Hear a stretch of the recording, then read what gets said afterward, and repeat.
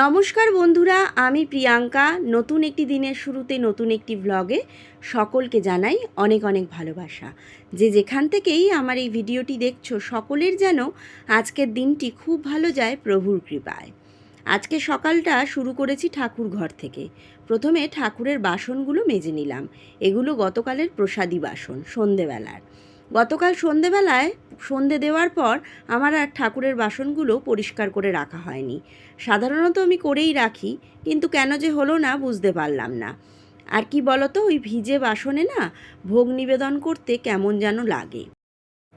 তাই আমি চেষ্টা করি যখন পুজো করি সাথে সাথেই বাসনগুলো পরিষ্কার করে ধুয়ে রেখে দিতে। চলে এলাম ছাদে। আজকে অনেকটা সকালবেলা উঠেছি, ম্যাগডি বেরোবে বলে প্রথমে উঠেই আমি রান্নাঘরে ঢুকে গেছি। একটু ডাল বসিয়ে তারপরে এলাম ছাদে। দেখলাম হাতে সময় রয়েছে, আর এখনও রোদটা সেই রকমভাবে উঠছে না। রোদ উঠছে হালকা করে, আবার মাঝে মাঝে মেঘলাও হচ্ছে। আর অন্য দিন হয় কি, অনেকটা বেলা হয়ে যায় আস্তে আস্তে। সেই জন্য আজকে ভাবলাম আগে এই কাজটাই করে নিই। এত ফুল এসে না ওই গাছের ফাঁক দিয়ে দেখতে দেখতেই সময় লেগে যায়। তাও যখন চলে যাই দেখি এই গাছে একটা ফুল বাকি আছে, ওই গাছে একটা ফুল বাকি আছে। বর্ষাকালের জন্য ডালপালাগুলো বেড়ে গেছে, ভিতর দিয়ে ফুলগুলো ফোটে আর কি। আর এই পায়রাটাকে দেখো, পায়রাটাকে দেখে তো আমি দাঁড়িয়েই পড়লাম। এমন সুন্দর পরিবেশ মানে দেখো কতগুলো কাগজ ফুলের গাছ, রংবাহারি, তার মধ্যে পায়রাটা এরমভাবে খুঁটে খুঁটে তার খাবার খাচ্ছে। এই দৃশ্যটা দেখে যদি উপভোগই না করতে পারি তাহলে আর কি হলো। হয়ে গেল, উপভোগ করতে গেলাম, আর এইদিকে আমার ডাল একদম গলে পাক হয়ে গেল।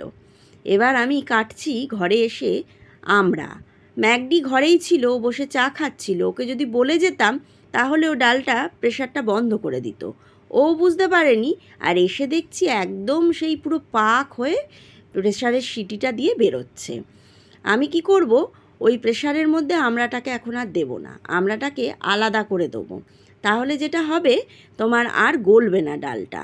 একটুখানি জল দিয়ে আমড়াটাকে একটু সেদ্ধ করে ডালটার সাথে মিশিয়ে দেবো। আজকে ঘরে একটু ছিল ঢ্যাঁড়স, সেই ঢ্যাঁড়সটাকে আলু দিয়ে কেটে নিলাম। আর এখানে কালো জিরে ফোড়ন দিয়ে একটু পোস্ত করব। মেয়ে আর মেয়ের বাবার আবার এই পোস্ত ঢ্যাঁড়স দেখলে, মানে পোস্ত ভালোবাসে, কিন্তু পোস্তের মধ্যে এই ঢ্যাঁড়স দেখলে ওদের মাথা যায় গরম হয়ে। কিন্তু কি করব বলো, আমি গতকাল রাতেই ভেবে রেখেছিলাম যে ঢ্যাঁড়স পোস্তটা করব। কারণ সবজি এখন মোটামুটি শেষের পথে। এই ঢ্যাঁড়সটা রয়েছে আর দু একটা সবজি রয়েছে। ঢ্যাঁড়সটা যদি এখন না ব্যবহার করে ফেলি, খেয়ে ফেলি আর কি, তাহলে এরপরেই পচতে আরম্ভ করবে। বর্ষার সবজি তো বেশি দিন রেখে দেওয়া যায় না। আর পোস্ত কিন্তু আমি হাতেই বাটি, কারণ আমাদের ঘরে তো আর প্রচুর পরিমাণে পোস্ত রান্না হয় না। তাই অল্প পোস্ত, সেটা যদি আবার মিক্সির ছোট বাটিটায় দিই, তখন দেখা যাবে বাটাও ঠিক মতন হলো না। ওই আধ বাটা অবস্থায় আবার চা ছাঁকনিতে ছেঁকে সেই আমাকে শিলনোড়াটা নামাতেই হবে। তাই জন্য একেবারে প্রথম থেকেই আমি হাতেই বেটে নিই। পোস্ত, সর্ষে, এগুলো আমি চেষ্টা করি হাতেই বাটার, তাহলে বাটাটা ভালো হয়। আর অনেকটা যদি বাটতাম তখন মিক্সির ছোটো বাটিটা ব্যবহার করতাম। ম্যাগডি গেছে স্নানে। আমি ভাবলাম ভাতটা তো ওইদিকে হচ্ছে, ততক্ষণে আমি একটু ঘরটা গুছিয়ে ফেলি। সকালবেলা এক প্রস্ত আমার ঘরদোর পরিষ্কার করা হয়ে গেছে, কিন্তু ওই যে সোফা, বসলেই সোফার কভারগুলো এদিক ওদিক চলে যায়, তাই ওইটাকে একটু পরিষ্কার করে নিলাম।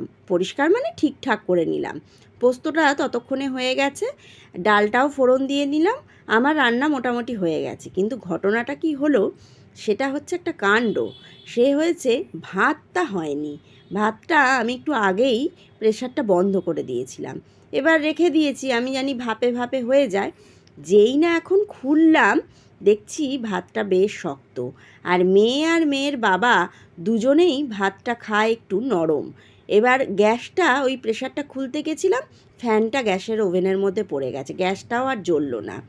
আবার এইখানে এই ইন্ডাকশানের মধ্যে ভাতটাকে বসালাম। কি করব, হাতে সময় বড্ড কম। তাও কিন্তু ভাতটা খাওয়ার সময় বলছে একটু শক্তই আছে। ম্যাগডি খেয়ে বেরিয়ে গেল, আমি ওই আলু পোস্তটা দিয়ে দুটো রুটি করে খেয়ে নিলাম। গতকালের আটা মাখা ছিল, দেখলাম দুটো ছোট ছোট রুটির লেচি হলো, সেটা দিয়ে আমি একটু খেয়ে নিলাম, কারণ আমার প্রচণ্ড খিদে পেয়েছে, আমি আর চাপতে পারলাম না। খিদে পায় না যখন ঠিক আছে, কিন্তু খিদে যদি একবার পেয়ে যায় না, তখন খিদে সামলানো খুব মুশকিল।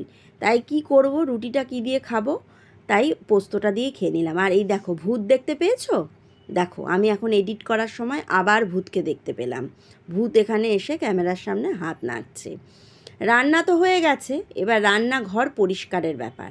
আজকে দেখলাম হাতে সময়টাও আছে, রান্নার চাপটা কম ছিল, সেই জন্য এখানে আমি পরিষ্কার করতে আরম্ভ করে দিলাম। রান্নাঘরটাকে আজকে একটু ভালোভাবে পরিষ্কার করে নেবো। প্রত্যেক দিনই রান্নাঘর রান্না করার পর করি, তবে আজকে যেহেতু হাতে প্রথম দিকে সময়টা রয়েছে, তাই স্নানের আগেই এই কাজগুলো হয়ে যাবে। আর প্রতিদিন হয় কি, আমি তো স্নান পুজো তারপর করে রান্নাঘরে ঢুকি, তাই বেলায় করতে হয়। আর এখন গরমটা তুলনামূলকভাবে একটু কম। শ্রেয়ার বাবাকে তো মাছ ভাজা করে দিয়েছিলাম, ও মাছ ভাজা দিয়ে খেয়ে চলে গেছে। আর আমাদের 2 পিস মাছ আমি বার করে একদম রেখে দিয়েছি। শ্রেয়া এবার দুপুরবেলা যেমনটি বলবে তেমন করব। ওইদিকে আমার গ্যাস মোছা হয়ে গেছে, শ্রেয়ার জলখাবারও শ্রেয়া খেয়ে নিয়েছে। আর আমি এখানে চটপট করে হাতের সামনে যে বাসনগুলো ছিল সেই বাসনগুলো মেজে নিচ্ছি। স্কচ ব্রাইটগুলো যদি একদম নতুন স্কচ ব্রাইট হয়, সেটা আবার মুড়তে গেলে প্রচণ্ড কষ্ট হয়, আর নরম হয়ে গেলে সেটা আবার কড়াই পরিষ্কার হয় না। আমি কি করি বলো তো, ঠাকুরের জন্য যে স্কচ ব্রাইটটা আনি, ওইটা ঠাকুরের ওখানে ওই 1 সপ্তাহখানেক ব্যবহার করি, করে তারপর ওইটা আবার এখানে নিয়ে ওখানে আবার আরেকটা নতুন স্কচ ব্রাইট দিই।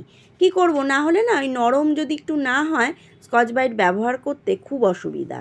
আর তখন ওই যে বললাম না, ফ্যানটা একটু পড়ে গেছিলো, ফ্যানটা পড়ে আমার এখন গ্যাসের ওভেনটা তো জ্বলছে না।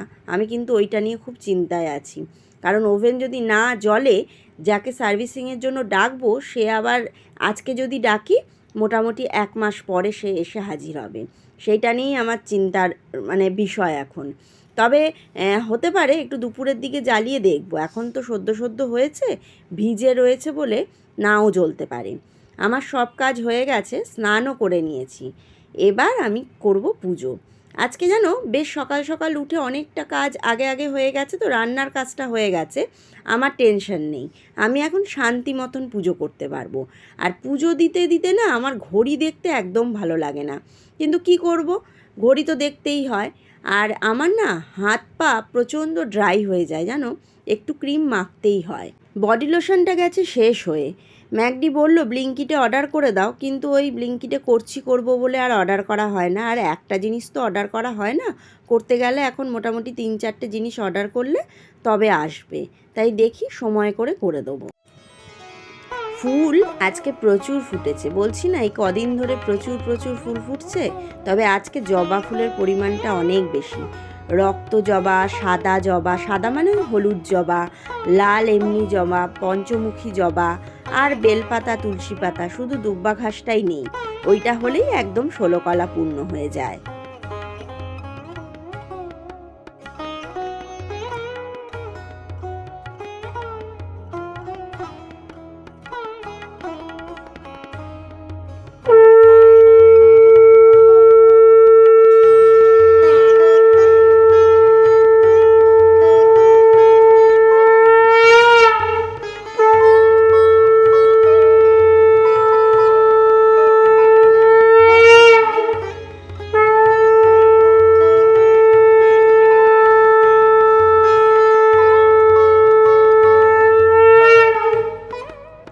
আমার পুজো হয়ে গেছে, ভোগ নিবেদন করা হয়ে গেছে। গোপুকে কি মিষ্টি লাগছে দেখো।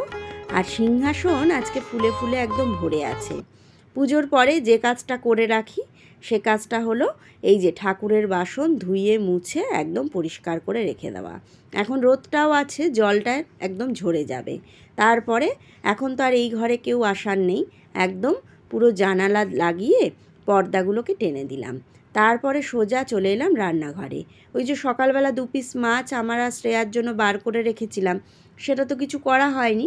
শ্রেয়া বলল, মা তুমি যে মাইক্রোওয়েভে ভাপা মতন করো, নুন হলুদ পেঁয়াজ কাঁচা লঙ্কা দিয়ে সেই রকম করো।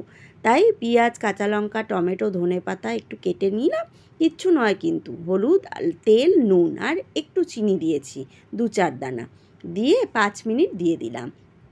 ভাতটাকে একটু ফুটিয়ে নিতে হবে। সকালবেলায় বরমশাই বলে গেছে যে ভাতটা কিন্তু শক্ত আছে, আর শ্রেয়া তো একদমই শক্ত ভাত খেতে পারে না, সেই জন্য ভাতটাকে আরেকটু ফুটিয়ে যাতে নরম করা যায় সেই রকম করে নিচ্ছি। আর কাচের বাটিগুলো না সব আমার ফ্রিজের ভেতরে রয়েছে। কি করব, ওই জন্য ডালটা রাখতে হয়েছে স্টিলের বাটিতে। ওই স্টিলের বাটিতেই এখন গরম করে নিতে হবে। কাচের বাটিতে এই জন্যই রাখি, মাইক্রোওয়েভে গরম করতে সুবিধা হয়। হাতে দেখলাম একটু সময় আছে, রাতে তো কিছু একটা রান্না করতে হবে, রাতের রান্না তো নেই, তাই একটু কাবলি চানাটা ভিজিয়ে একদম প্রেশার কুকারেই ভেজালাম, ভিজিয়ে গ্যাসের ওপরে রেখে দিলাম। ততক্ষণেই দেখো আমার মাছটাও হয়ে গেছে। এবার আমি আর মেয়ে দুজনে খেতে বসবো। আজকের ভিডিওটা এই অবধিই থাকলো। সকলে খুব ভালো থেকো।